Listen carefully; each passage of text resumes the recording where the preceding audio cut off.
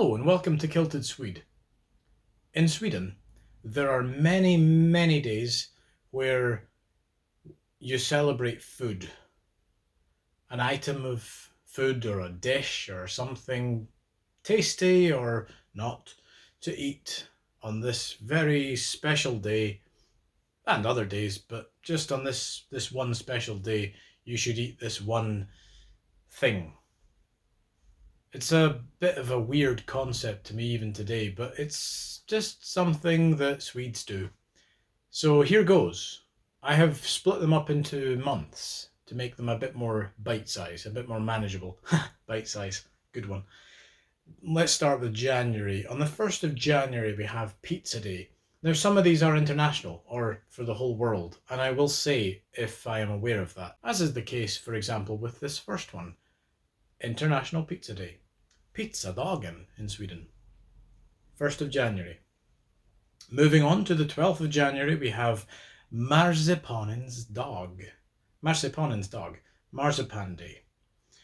I'm probably going to mess up some of these names in Swedish because I'm jumping in between. And there's a couple of them which I'll probably even have to use a different dialect for because they just sound weird in my dialect. Bear with me if you can. Moving on to the third one then, 19th of January is Popcorndagen. That's international as well. It's International Popcorn Day. That's it for January as far as I can find. February's got a few. 1st of February is Vegetariska dagen, and that's Vegetarian Day. So I guess just anything that's vegetarian goes on that day. Or any other day if you are vegetarian, I guess, you know. 2nd of February is Smoothie dagen, which is, of course, Smoothie Day. And on the 2nd of February, that means that you should eat smoothies or drink smoothies or, you know. Yeah, the 3rd of February is Morotskakans dag, which is Carrot Cake Day. Because on the 3rd of February, you have to eat carrot cake, apparently. The 8th of February is Ägghalvans dag, which is half an egg. Only half a, not a whole one. No. Half an egg on the 8th of February. Why? The 10th of February is Baljväxtens dag, which is World Pulses Day. Peas and such. 17th of February is Fettisdag, which literally means Fat Tuesday, also known as Shrove Tuesday, the final day of Shrovetide. You eat semlor, or a semla, which is what is a semla? It's a cardamom spiced wheat bun, and you cut it in half, you make a little lid, and then you fill it with milk and almond paste and whipped cream. Lots and lots and lots of whipped cream. You should, like if this is the bun, you know, the lower half, you fill it with the milk and almond paste mixture and then you just put cream on it, and then you put a lid on. I might be exaggerating a little bit. There is, however, another way to eat a semla, which is apparently quite old, because the bread of the original semla was apparently quite hard. So to soften it up, you put it in a bowl with some hot milk to really soften it up a bit, you know, and make it easier to eat. But people still do that today, but the bread or the buns of modern day semlor are really soft, as they are. So you put that in a bowl of hot milk, and it's called a het vägg, a hot wall. So it's a gooey, hot, sticky mess of all the aforementioned ingredients. Some people love it. Moving swiftly along then to the 19th of February, Knäckebrödets dag, which is Crisp Bread Day. And that takes us to the 25th of February, the last one in February, which is Grapefruktens dag, Grapefruit Day. And that brings us to March. Here we have en gammal klassiker, an old classic, Första tossdan i mars, which means Första torsdagen i mars, the first Thursday in March. And on that day, one eats Massipantåta, Marsipantårta, marzipan cake, and more often than not, specifically Prinsesstårta, which is really good. Look it up and try it if you haven't. It's very good. Also, lots of cream. Cream is a recurring theme. The 3rd of March is Mandelkubbensdag, Almond Cookie Day. The 4th of March is Bananensdag, Banana Day. The 9th of March is Tomatsåsdag, Tomato Sauce Day. And the 12th of March is Alla Korvarsdag, All Sausages Day. All the sausages, every single one of them, but only on one day, the 12th of March. The 13th of March is Marsinpantårta, Mazarin Day. A mazarin is a small almond cake with icing, which seemingly dates back to France in the 1600s, and is also exceedingly similar to something found on British shelves. The 23rd of March is Matbådansdag, and that's just food box or lunchbox day. If you take a lunchbox with you, you tend to take it every day, don't you? Not just once a year. But what do I know? The 25th of March is Våffeldagen, Waffle Day, because everyone loves waffles. And that brings us into April. On the 4th of April, it's Morotskakans, Carrot Day. You know, just in case you didn't get enough carrot on Carrot Cake Day. But this is specifically Carrot Day. So I guess you can take a whole carrot and just munch it like a rabbit and celebrate. Go rabbits. The 12th of April is Lakritsdagen, Licorice Day. I'm not a fan of licorice, so I'll skip that one, thanks. And the 20th of April is Polkagrisdag. Now, polkagris is a weird name. Polka comes apparently from the dance, the polka dance, and then gris means pig. But in this context, it apparently is an old word for caramel, hard candy, or hard boiled sweets. On to May then. The 1st of May is Budapestbakelsens dag, also known as Budapest rulle. It is a rolled sponge cake with fruit. Andra lördagen i maj, the 2nd Saturday in May. Tunnbrödets dag, or tunnbrödrullens dag. Tunnbröd is literally thin bread, and it's kind of a tortilla. And many say it's similar to a tortilla, especially if you take a tunnbrödrulle, or tunnbrödsrulle, because you fill it with, well, whatever you like, basically. The 5th of May is Kebabdagen, and this is apparently International Kebab Day as well, so it's not just in Sweden. The 6th of May is Hembakatdagen, Home Bake Day. So the 6th of May is the day that you bake at home. And the only day. The 11th of May is Chokladbollensdag, Chocolate Ball Day.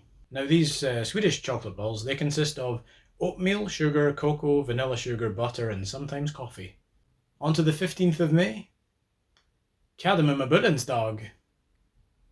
My dialect changes when I say this, I don't know why, but I find it difficult to say it normally as I would in Swedish. Kardemummabullensdag. It's a bit of a mouthful, but if I go kind of, Skåne, southern Swedish dialect, Kardemummabullensdag, it flows better, no problem. And of course, that means Cardamom Bun Day, which is also kind of a mouthful. The 22nd of May is Picknickens dag, which is picnic day, because on the 22nd of May, everyone has to take a picnic.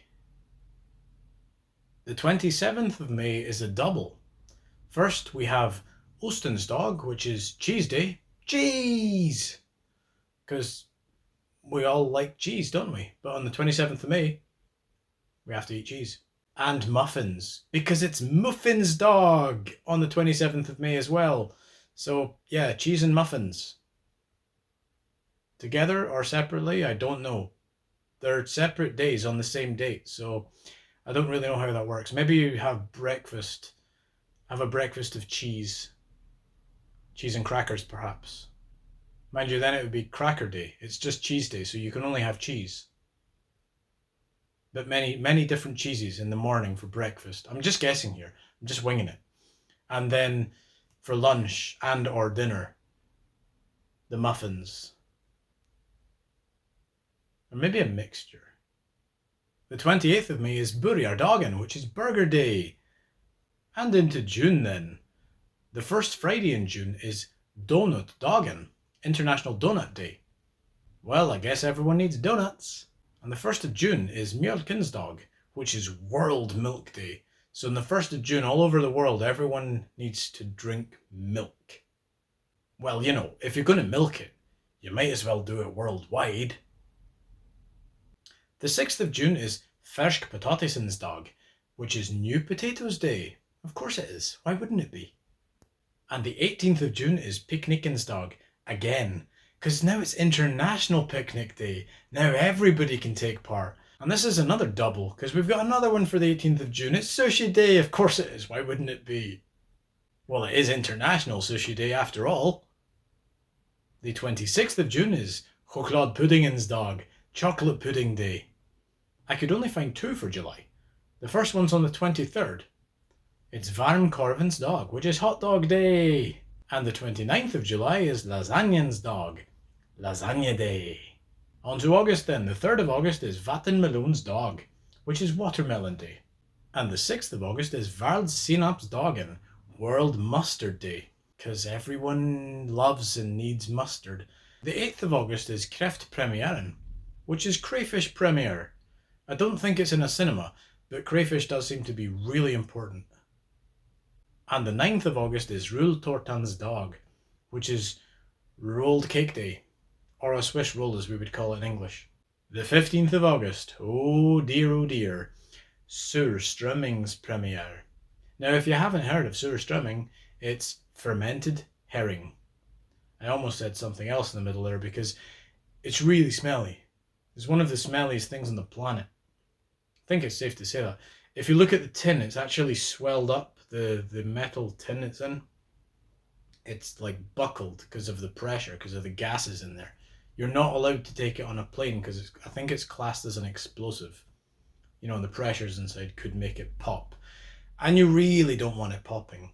Now there's loads of videos out there of people opening a tin of fermented herring, especially outside of Sweden, or at least people who are not Swedish and don't know what they're doing. Never ever open a tin of fermented herring in the air. You put it in a bucket of water and then open it to help dilute the smell, because otherwise, whoa. Hold your nose when you eat it as well. I wouldn't call it tasty, but I've tried it a couple of times and it's edible, but I wouldn't go much further than that. Legend has it the origins of surströmming come from Gustav Vasa's time, about the 1600s. And there was a shortage of salt, so preserving food was difficult. They had to use less salt, so it wasn't very effective. The fish rotted, the herring was stinky, but hungry people had to eat, and they ate it anyway, and they decided that it was tasty. And the rest was history, or is history, because we still eat it today. Those of us who choose to do so. The 22nd of August is Mueslidagen, which is Muesli Day. And the 23rd of August is Köttbullensdag, which is Meatball Day. Very fitting for Sweden. On to September. The 3rd of September is Svampens Dag, Mushroom Day.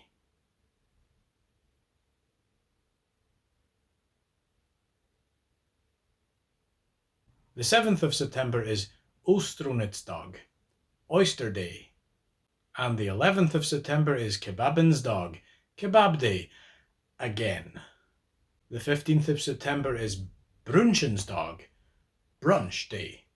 Because on the 15th of September, you have brunch. Not breakfast, not lunch, you have brunch. Then and only then. The 18th of September is Surkålens Dag, which is Sauerkraut Day. Of course it is. The 25th of September is Äpplets Dag, which is Apple Day. Money apples. The 27th of September is Skolmjölkens Day, which is School Milk Day. All over the world is World School Milk Day. I remember drinking milk in school. I didn't get that excited about it. And then we have the Sista Fredag i September, the last Friday in September, which is Janssonsdagen, which is Janssons frestelse, which is something you often eat at Christmas time. It means Jansson's temptation. It's a sort of casserole with potatoes, onions, pickled sprats or anchovies, breadcrumbs and cream, and it's very tasty. I actually had a hard time remembering the name of this at first, and I used to jumble it up in my head while I said it, and I said Janssons frälsning instead of Janssons frestelse.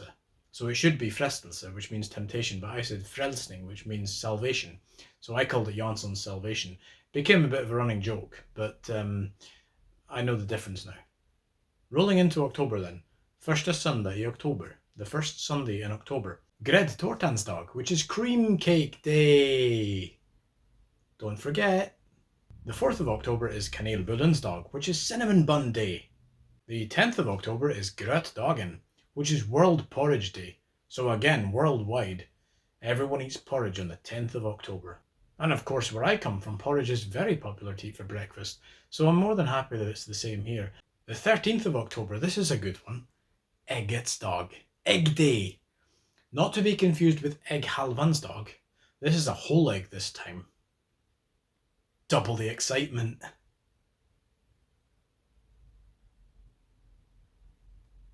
And the 14th of October is Räkmackan's dag, Shrimp Sandwich Day.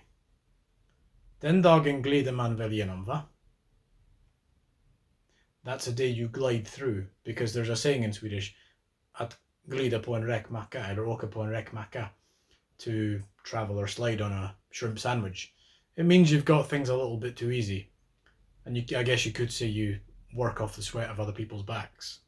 It's a good expression. The 18th of October is Chokladbollensdag, Chocolate Muffin Day. Not to be confused with Muffinsdag, Muffin Day. Only chocolate muffins will do on this day.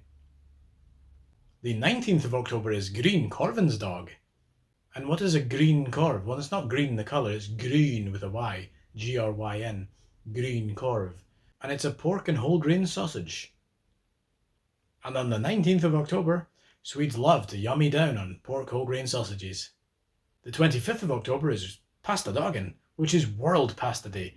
All over the world, everyone eats pasta on the 25th of October. Who knew? I didn't. And the 26th of October is Potatisens dag. Potato Day. Potatoes. And that brings us nicely along to November. On the 3rd of November, it's Lutfiskens dag, which is Lutfisk Day.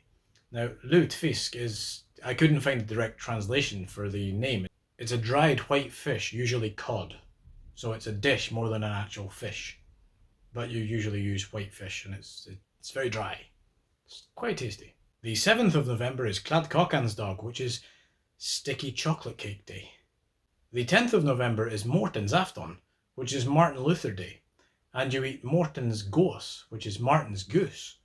The 11th of November is Chokladbollensdag, Chocolate Day, because on the 11th of November suddenly everyone has to eat chocolate. The 13th of November is Smörgåstårtans dag, Sandwich Cake Day. Now if you haven't tried sandwich cake, smörgåstårta, I recommend it. It's kind of difficult to describe. It's not a sandwich, but it is kind of a lot of stuff sandwiched together in a cake. It's a bit of a mess really, but it usually looks quite well presented anyway.